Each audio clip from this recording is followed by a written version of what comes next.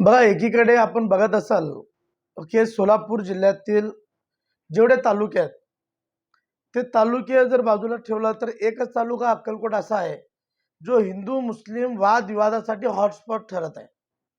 आणि त्यात एम-आय-एम असेल, राणे समर्थक असेल, ह्या लोकांना काय यांच्या डोक्यात आहे आमच्या लक्षात येत नाही.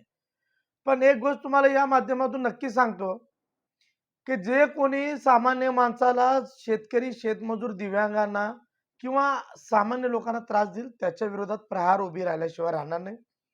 एक या माध्यमातून सांगतो. दुसरी गोष्ट सांगतो, एसटी स्टँडचा जो विषय आहे, तो रस्त्याचा विषय आहे, पर्यायी मार्गाचा. आता मला एक गोष्ट सांगा, पर्यायी मार्ग जर एखादा व्यक्ती मागण्याचा त्याला अधिकार आहे का नाही? तर पर्यायी मार्ग मागण्याचा अधिकार त्या लोकांना असताना एक व्यक्ती त्या ठिकाणी उपोषणला बसला, की या ठिकाणचं जे ना मार्ग बंद करू नये. कारण की अनेक वर्षापासून पूर्वपार चालत आलेला तो मार्ग आहे.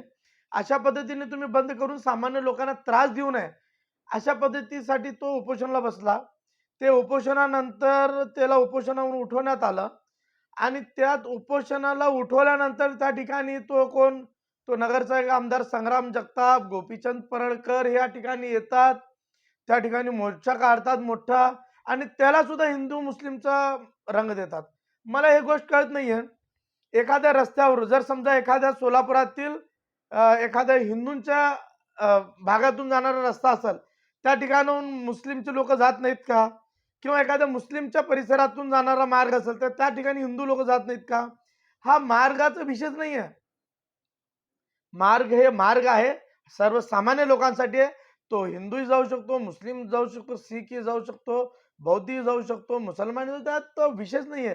पण हे कशासाठी एवढं हिंदू मुस्लिम करून अक्कलकोटला जातीय तेढ निर्माण करण्याचे काम हे लोक करतात. यांच्यावर पोलिसांनी कारवाई करणे गरजेचे. विशेष करून भाजपचे लोक हे करत होते.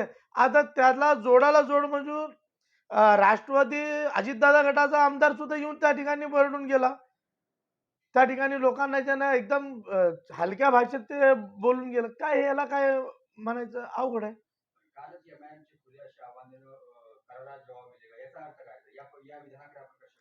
बघा, मी तुम्हाला या माध्यमातून सांगतो, एम-आय-एमच्या माध्यमातून करारा जबाब भेटणार का नाही हा मला माहित नाही.